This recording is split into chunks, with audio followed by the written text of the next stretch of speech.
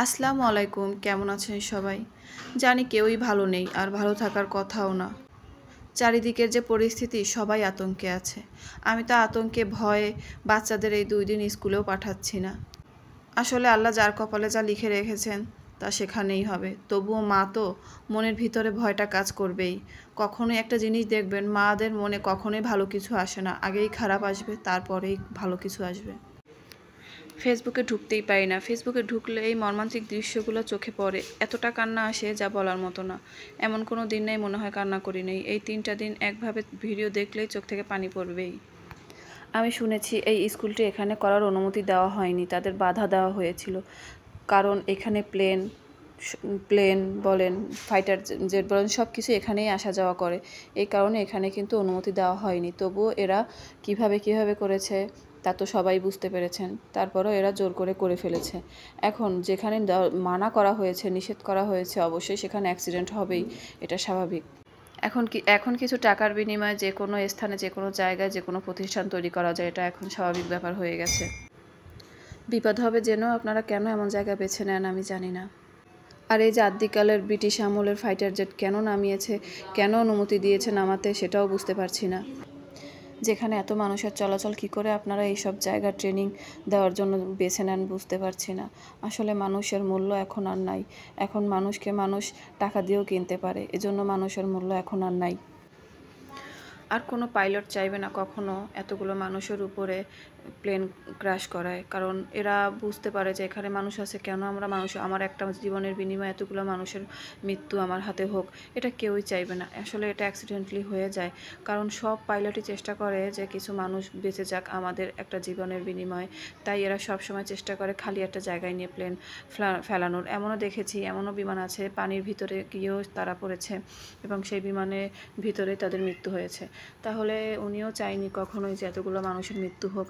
কারণ প্লেনটা ওখানে পড়ে গেছে, ফাইটার জেটটা আসলে ওর ভিতরে পড়ে গেছে দেখেই, পড়ে যাবে তার হাতে আর কন্ট্রোল নাই দেখেই কিন্তু সে আস্তে করে ইজেক্ট করেছিল।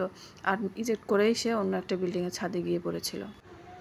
আর শেষ মুহূর্তে তারও বাঁচার ইচ্ছা জেগেছে দেখেই সে ইজেক্ট করে তারপর নেমে গেছে। কিন্তু সে তো শেষ মুহূর্তে বাঁচেনি, সেও মারা গেল, এতগুলো বাচ্চারও জীবন গেল। আর আমরা কিন্তু এয়ারপোর্টের পাশেই থাকি, একদমই পাশে থাকি। যখন বিমান ওঠে আর নামে আমাদের বিল্ডিংয়ের আশপাশ থেকেই যায়, এত কাছ থেকে যায় মনে হয় বিমান আমাদের মাথার উপর থেকেই যাচ্ছে। আর ফাইটার জেট যখন যায় তখন তো মনে হয় আমাদের পুরো বিল্ডিং কাঁপে। এখন এখানে দায়ী কিন্তু আমরা। যার যার জীবনের দায় তার কাছেই। এখানে যদি আমরা থাকি এতেও কারো কিছু আসবে যাবে না, আর এখানে যদি আমরা না থাকি তাতেও কিন্তু কারো কিছু আসবে যাবে না। এখন আমাদের জীবন রক্ষার জন্য আমরা যদি দূরে গিয়ে থাকি, এখানে তো কারো হাত নেই। আমরা যদি এইখানে থাকি, এখানেও কারো হাত নেই। এখন আমার জীবন বাঁচানোর জন্য আমি দূরে গিয়ে থাকতেই পারি, কারণ যেহেতু আমি বিমানবন্দরের পাশে থাকি, একটা অ্যাক্সিডেন্ট হইতেই পারে, তাহলে আমি দূরে গিয়ে থাকি। কিন্তু তা না, কারণ আমার থাকতেই হবে জীবনের তাগিদে, আমার এইখানেই থাকতে হয়।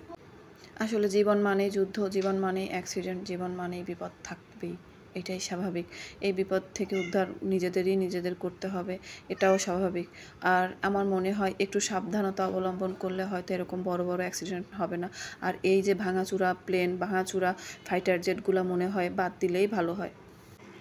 এই যে ছোট ছোট বাচ্চার এই অকাল মৃত্যু, এগুলো তো আসলে চোখে দেখা যায় না।